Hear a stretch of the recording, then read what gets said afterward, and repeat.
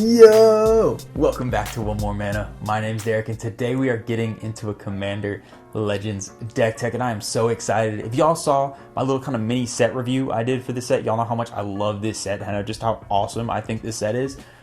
And it just goes to show how many amazing cards are in here, because the deck tech for today actually didn't even make my top 5 list of legendary creatures, but I just had like a random kick of excitement for it and just started building it out of nowhere, and that's kind of how most of the deck tech starts. So I ended up building it. Don't worry, the ones from the top 5 are definitely going to be getting built as well.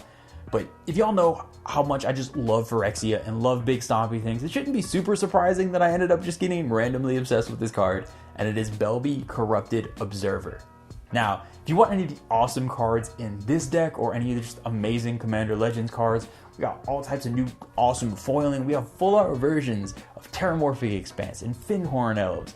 And just all these cards that didn't have full art fancy foils before, we got them now. And if you want any of them, head on over to TCG Player. TCG Player is amazing. They'll have any of these alternate arts, full arts, foils, whatever it is you're looking for, TCG Player has it. And if you use the affiliate link down in the description below, anything you buy through that link will help support the channel. We really do appreciate all the help. But now getting back into Belbe, and I think it's pronounced Belbe, but you know, I call her Bel-bae because I just love her so much, and it is just such an exciting card. Belbe costs a black and a green for a 2/2 zombie elf with a really interesting ability. Basically, on each player's post-combat main phase, they add 2 colorless mana to their mana pool for each of your opponents that has lost life this turn.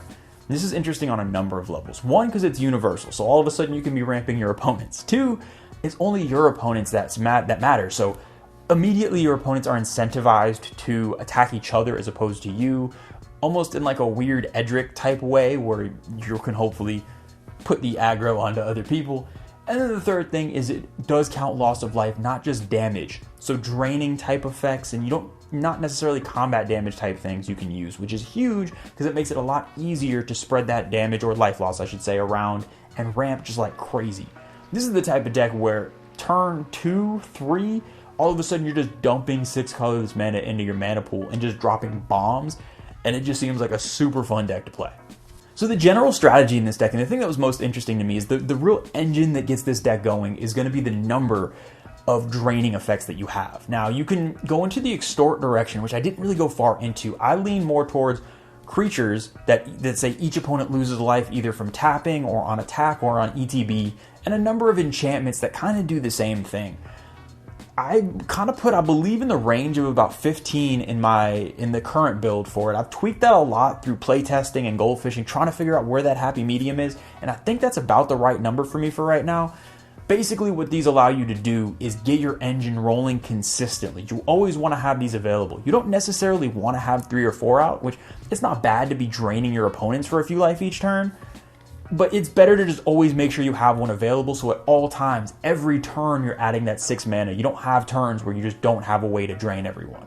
And what I love about this deck, this is one of those deck techs that's kind of a template deck in the sense that while, yeah, you need kind of, the draining effects are the veggies of this deck, and that's what you need. Those big stompy creatures that you're going to see that I throw in here and those big stompy spells, it doesn't matter which ones you put in there. You just pick your favorite high CMC spells in black, green, and colorless and have a party. That's literally all you have to do. This deck is all about dumping huge amounts of mana and having fun. And while when we get into the spells, you'll see which ones I picked. You can literally, more so than most decks, pick whatever it is you want to play, and if it's big and it's stompy, it's going to have a home here. So when we look at the creatures, it's really 2 categories of creatures for the most part. We have those draining type effects to ramp us and big stompy bombs to drop once we do. And when you look at those creatures that are going to have the draining effects, I didn't go super heavy into extort, which you can. I kind of just lean more towards creatures that drain people through activated abilities or ETBs. So stuff like a Cauldron Familiar does it on ETB, Shepherd of Rot does it on a tap ability, Vicious Conquistador does it on attack. And the thing in common with most of these, the vast majority are very low CMC. They're going to be on a lot of 1-drops and 2-drops. And because our commander's also a 2-drop, this will allow us to get in situations to start pumping out mana by turn 2, 3, 4, casting 6, 7, 8 mana spells basically every game. And it's a really powerful effect to have, and it's why we want so many of them in here. The one I probably like the best, just because of how resilient it is Bantu the Glorified. It's indestructible, so it's just always going to be there. Obviously, you got to sack other stuff to do it, but it's nice to just have a reliable piece of this draining effect kind of always sitting on the battlefield for you.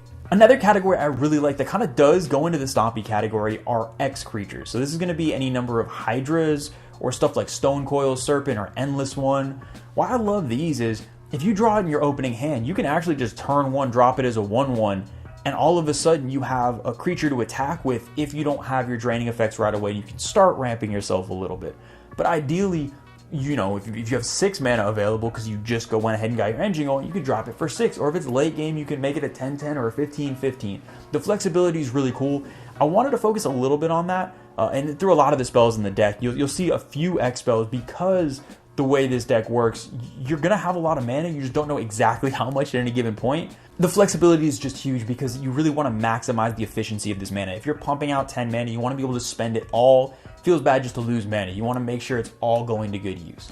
Now, when it comes to big stompy bombs, like I said, just put in whatever you want. Any creatures you want, whatever your pet cards are. If you have some draft chaff, this giant 10 CMC creature you've never got to play, just throw it in. Throw it in. It really doesn't matter. This deck is all about big stompy creatures that make you happy. And some of those that really make me happy that I love putting into decks that are just super high CMC is something like a Sandstone Oracle. This card is awesome. It's not very big and stompy, but the card draw is explosive. And I love this in this type of deck because you're ramping a lot. So you're dropping a lot of stuff out of your hand. This is a great way to refill your hand and get some bombs back if there's a board wipe or anything like that and kind of just refuel. You got to put in Apex Devastator from Commander Legends also, the quadruple cascade monster. This card is absolutely insane, and the fact that it's really only going to realistically cost you 4 mana. I had to do a double take. Yeah, that's only realistically going to cost you 4 mana. This is insane. You get this massive thing out, you cascade a bunch, and yeah, you may cascade into a bunch of the little draining dorks that we have, but you can also hit some monsters with this thing, and this is the perfect splashy fun card, I think, for this type of deck. Now, moving to the enchantments, we have a lot more of these draining effects, and the thing I love about having these on enchantments, even more so than creatures, is they're harder to remove, and more so than the creatures, they're easily repeatable. The obvious downside is some of them are slightly higher CMC. Not all the time, but the creatures tend to be a little bit cheaper, but you want the redundancy. So if you have enchantments and they board wipe all creatures, you still have your engine going.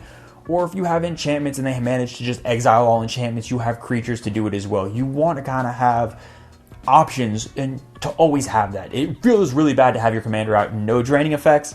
So at that point, it's just a waste. So it's important to always have it, and these enchantments do just a really good job of making sure of that.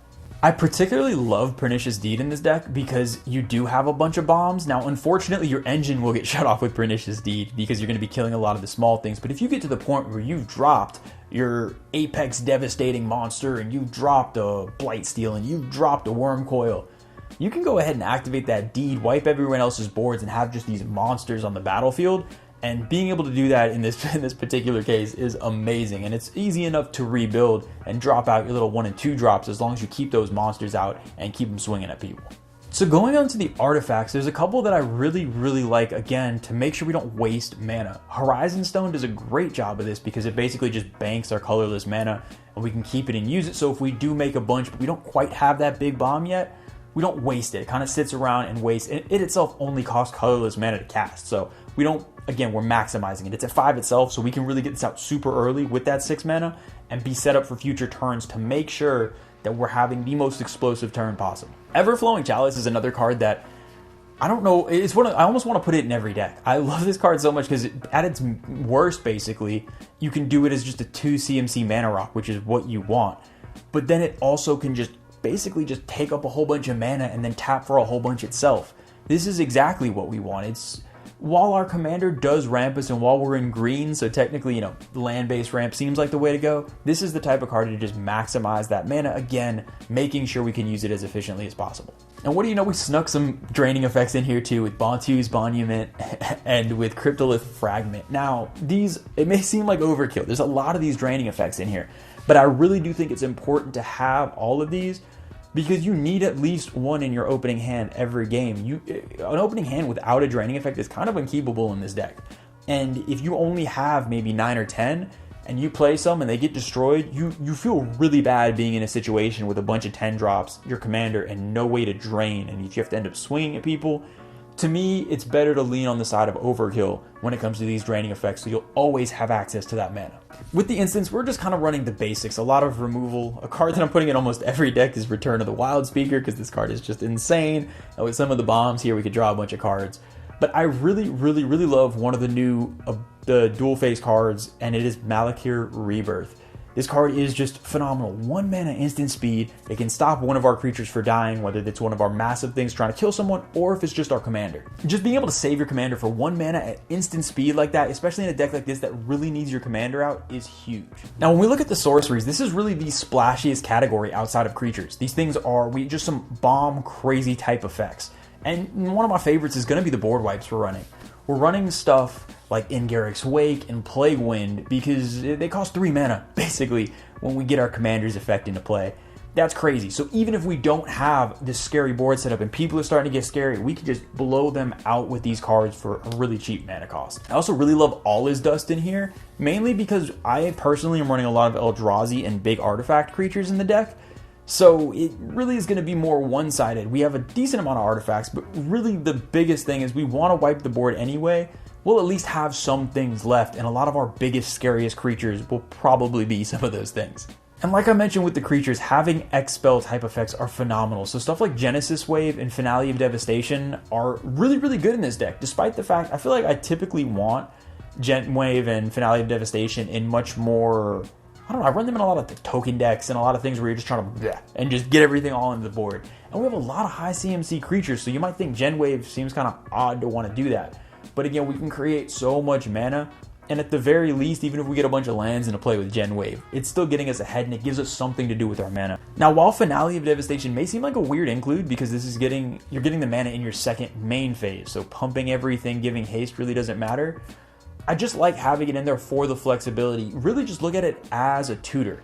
And there are going to be some games, if the game runs late and you just happen to naturally have 12 mana late game, this is a great finisher to cast it for X's 10, get a crazy scary giant creature, pump your team and swing for lethal. But a lot of the time, if you just use it second main phase, you can go ahead and grab a creature you need with a tutor. Now I realize Green Sun Zenith is probably slightly more efficient, but the flexibility of this and acting as a finisher late game, I do like it. It's not perfect in the deck, but it's just a card that I think does enough of what you need. And then with the lands, Leech Ridden Swamp is really the only staple in here. It's a drain effect on a land, which is super awesome. Outside of that, 2 colors, you could just run as many basics as you want or whatever you have access to. The most intriguing land in Commander Legends for me is War Room. I really like War Room, especially because most of my decks tend to be 1 or 2 colors. So having card draw on a land is also obviously super cool. But again, Leech Ridden Swamp's the most important. I would say I would actually lean heavier towards basics in this deck than most of my 2-color decks because we really don't want tap lands in here. We really want to be able to turn 1, if possible, get a draining effect out, turn 2, get your commander out and start dropping bombs. Worst case, commander turn 2, drain effect turn 3. We don't want to have to play tap lands and push that back a turn or 2 or 3. So definitely lean more towards basics than tap lands if you're in that situation. Now that's going to do it for all the categories. Now let's get on to the most exciting, the most fun part of every deck tech, the game-winning step. How's this deck trying to win the game? Now this deck is one of those decks that I love because you don't necessarily have to win to see it go off. So you can have a really good time dropping bombs, doing crazy stuff, even if you don't win the game. But obviously, all games need to end, and let's look at how we're trying to bring the pain to our opponents. Now, the most straightforward way is going to be punching people and punching people early. We want to get stuff like Wormcoil Engine or Ulamog or Kozilek or all this crazy stuff out way sooner than it should be on the board and just punching people in the face. And that is a very straightforward and kind of seems kind of an obvious way to win, but that's going to be the most fun I have with this deck is just dropping bombs, swinging. It might not kill people, but it's going to be a good time just turning sideways. This deck can also play through a war of attrition. We have so many draining effects that over time they can add up. If a game starts stalling out and you get 2, 3, 4, maybe even 5 of these draining effects out because nothing else is going for you, that adds up quick. And you're getting all this mana, you have enough, big stompy things that those are going to be threats. All your draining effects might get ignored, and those can fill up quick. So this war of attrition may allow you to, if you can get a few big swings in early with these massive scary creatures, draining people out throughout the course of the game can actually work as well. Now speaking of draining, we did throw a card in here as a finisher that I think is kind of necessary in a card like Exsanguinate. Just because punching people doesn't always work, we need some non-combat ways to do it, and I think Exsanguinate is kind of an obvious choice, but a really good way to make sure you have a non-combat way to finish someone.